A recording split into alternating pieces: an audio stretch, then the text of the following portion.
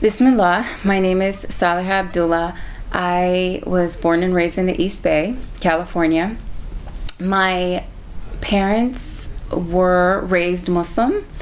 However, we weren't raised with Islam at all in our house. We did have culture. Things might have been, looking back, things were loosely based on Quranic values, but definitely not raised Muslim. My name's Dijon Marie Cost. In the Muslim community, I'm known as Khadijah and sometimes Mujahid. I am Puerto Rican, 100%, born and raised in the South Bronx. I received an academic scholarship to boarding school outside of Boston, and I learned about Islam my senior year. Someone gave me a book about Islam, and I read it, and I remember learning about Tawheed, the oneness of God, and it's a more, I was raised Catholic, so it's a more pure monotheism than what I was accustomed to. And so I learned essentially that anything you imagine God to be, he's not, because your intellect is finite and God is infinite. And I thought that always makes sense, because I could never bring myself to pray to Jesus. But I knew he was special, and I knew he taught positive, good moral lessons, but I could not bring myself to pray to him. And so I always prayed to God. And so I remember thinking at 18, learning about Islam, and thinking, wow, I've always believed that, so I guess I'm already Muslim. And that was it, so I just started reading, and I became Muslim without even seeing another Muslim woman in hijab. I remember the first time I did, I ran up to her. In retrospect, she probably thought I was kind of crazy. I ran up to this random woman in hijab in Boston and hugged her and kissed her abs, and she was a little taken aback. But that was nice. Actually, like seeing Muslims after I became Muslim and going to a Muslim community. So that was good.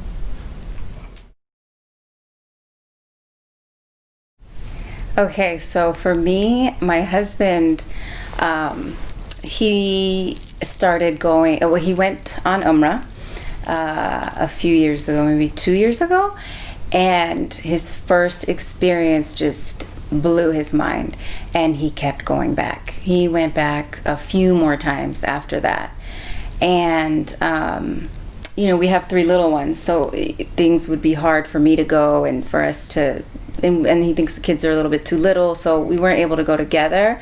But I could tell he really wanted it for me. He was like, I can't wait to take you, I can't wait to go. But it was very far back in my mind, because I have health issues and I have my kids, so I wasn't even thinking about it. He found out through Brother Pervez that this scholarship program was happening for Muslims in the community and abroad, and he found out Imam Zaid was going, and so he called Imam Zaid. I had no knowledge of any of this. He called Imam Zaid, and he said, because my husband's been on Umrah with Sister Layla Fakira, and so mashallah, she has a lot of knowledge on fiqh, and she really led the women in the group when they went on Umrah together, and he saw that. So he called Imam Zaid, and he said, you know what, I know that I don't see that Layla's going on this trip. I think you guys really need a woman to lead and guide the women there, because there's certain things and secrets and stuff that the women are going to need to know, because we all separate. And so Imam Zaid was like, yeah, I agree. And he goes, and my wife too. Like, try to get her in too. So they made it happen. Imam Zaid called Brother Pervez, and he was like, you really do need a woman to guide the other women, and just one more spot for Brother Yusuf's wife Saleha. And it happened by Allah. when I went to boarding school and I became Muslim, Imam Zaid and Saleha would pick me up. They kind of adopted me, and they would pick me up on the weekends from school and take me to New Haven, and get me to be around Muslims and teach me about Islam. So Imam Zaid just called me up and basically said, do you have a passport? And I said, yes. Do you want to go on Umrah? Yes. Done. And 2 days later I had a ticket. So alhamdulillah, I wasn't expecting it. The timing was incredible because my kids just finished school and got jobs and moved out, so I literally just became an empty nester, and it was the last thing on my mind. I was just busy with my move and everything, and so it couldn't have come at a more perfect time. So I'm very grateful. It almost makes you feel guilty because Yeah, you know absolutely. how many people are dying to go Yes. and yearning to go. You hear stories about people have had intentions for years. You feel bad about They're it. saving money. Yep. They're doing this and that. And I just wasn't in that space spiritually. I wasn't either. And just everything going on in my life, I just, I thought it was always something I would do later. Same. In life, when I was settled and, I could save money and do it, and I wouldn't have to worry about the kids and all of that. And now, I don't have to worry about them now. And so I think it was a great way, marriage has seasons, so do lives, right? Just in general. And I think for both of us, this was the perfect season. Mm-hmm. Mm-hmm. He knew what was good for us, what was best for us before we even knew it. And when. Because he's the best of planners. Absolutely, alhamdulillah. And I also think that in our conversations, what I've learned about Saleha and what she's shared with me and what I've shared with her, and listening to myself as well as her, I think, and I don't want to speak for you, but I feel as though there are certain changes that I will make in my life when I go back home that I maybe didn't think I was capable of, or strong enough to, or ready to, or there are things that I will do differently in life as a result of this experience. And Allah knew I was strong enough to do that now, and I didn't. And Allah invited me here and strengthened me, and I feel as though He's gonna send me back home, like, you can do it. That's what it feels like. Yes. And we don't want to make Islam into a do and don't list. It takes away the spirit of it. And it also is very unforgiving, and we have to be compassionate with ourselves. Exactly. But Saleha, my brother warned me about this, and I shared this with Saleha before I came. My brother said, don't put a lot of pressure on yourself when you come back, to do all these things that you're not going to be able to sustain. Imam Zaid says Islam is a marathon, not a sprint. So I told Saleha, I was like, we're not going to be super Muslims when we get back. We're going to be better Muslims, just better, inshallah. Be realistic and gentle with yourself. Yep. The first thing that comes to mind is getting off that bus and going straight to the Kaaba. When we were walking there, Sister Layla was holding my hand or holding my arm, I'm not sure, and she said, don't look up, look down, do not look at the Kaaba. And I had not even just butterflies in my stomach, it was like fear and excitement and something. Okay, the most incredible thing that a woman, probably a mother, will say is giving birth. This was 100,000 times that excitement and nervousness and butterflies. So we were walking, and I'm like thinking, oh my God, how much closer are we? How much closer are we? Is it going to be now? Is it going to be now? Is it going to be like? But my neck hurts. That's how hard I'm looking down, because I don't want to mess this up for myself. And when she said, okay, look up now. Oh. No words to can explain.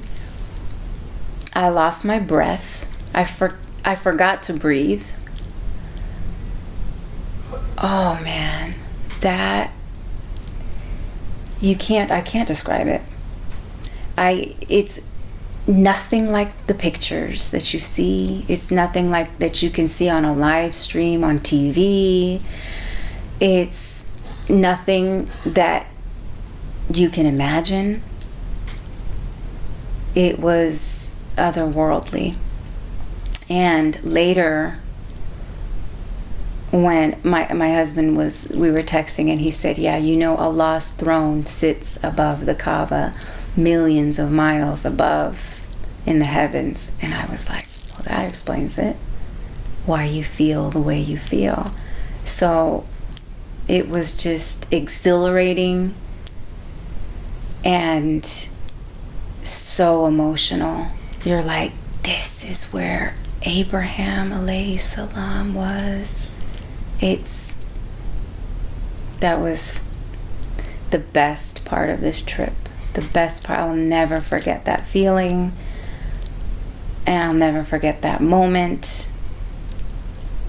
And now I get why people come back and come back and come back and come back. Because I'm like, you fulfilled your pillar. You tend to have all these judgments and assumptions, and you're like, spend your money elsewhere if you already no. Your soul is drawn. So definitely the Kaaba and that night was extremely magical for me. Just that I take it to the grave. And having Imam Zaid there, I mean, it was like the greatest gift Allah has ever given me. I think, Saleha really sums it up well when she says it, there aren't words. Like, you can't explain what actually happens to your body and your heart when you see the Kaaba, and even I returned last night I was sick, looking for a doctor. I ended up deciding to go to the Kaaba, and I walked around a couple of times, and I almost, it felt magnetic, like the pull. Obviously when I did Umrah, but you're not as in tune to that. Doing it by yourself, you can feel there's something, a magnetic pull or something. That's what it feels like. And the times that I loved doing everything with everyone, and going to the grave of the Prophet Sallallahu doing the Rawda, going to the Kaaba, making Umrah, they were phenomenal. The experiences were amazing. Obviously, I can't, describe it. But going alone was a whole different experience. We have to pause. You wanna? So I loved my alone time here in Mecca, but I have to say Medina, for me, spiritually, I love going to the Masjid of the Prophet Sallallahu Alaihi Wasallam. I felt as though my love for him increased exponentially. I also thought about the companions of the Prophet. They were always, like, the stories about them were always very special to me, and I loved the companionship and the friendship, and you feel that more in Medina. And when you meet people, and there, I feel as though you have more opportunities to meet people in Medina. And so I went to this store to buy the beads for my family, and I didn't know English. She had gone to the store next door, the shop next door, and I didn't know Arabic. Let me just start that. So I went to the shop to buy the beads, and she had gone to the shop next door. I didn't know Arabic and he didn't know English, so we were talking. He asked me where I was from, and I said America. But they always want to know, but where originally? So I said, well, I'm Puerto Rican, my family speaks Spanish, habla español. Sometimes they knew that. And so I wasn't sure he was saying, so I said, Ahl Kitab, Ashhadu an la ilaha illallah, Muslim, and then I think he got it. So he was telling me about different liquor beads and where they, zaytuna, so I understood that and where they were made. So we talked about different things in the shop for a bit. He was very sweet, very patient with me. And then it came out to $101. So I gave him 101 reals. I gave him 101 and he gives me back the one. And I said no. And I give it back to him and he gives it back to me. And I said no. I give it back to him because it was 101. And then he, for some reason, that made him very emotional. And and you can tell when people make dua for you, he very sincerely started making dua for me.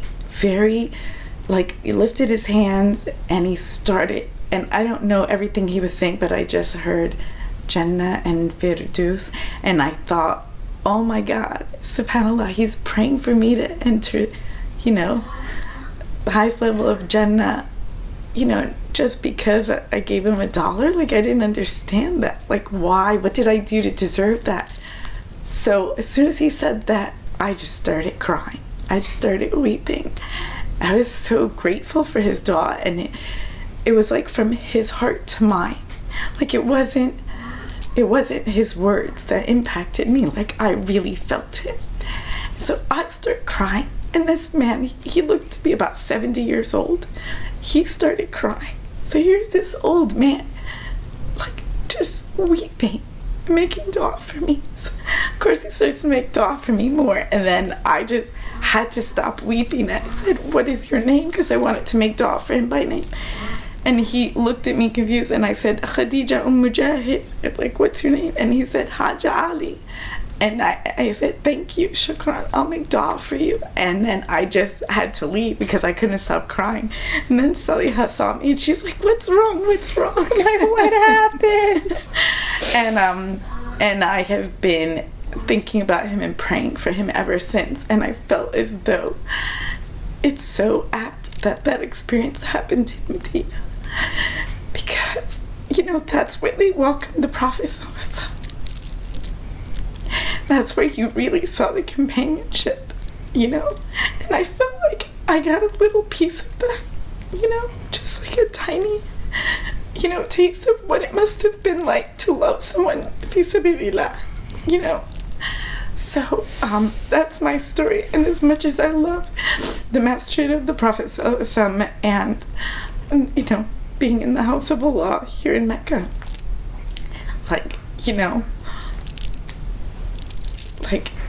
I met someone I love, fi sabilillah. I mean, besides Saleha and all my companions here, but someone I would never have known before, so anyway, I'm very grateful for that, so that'll stick with me.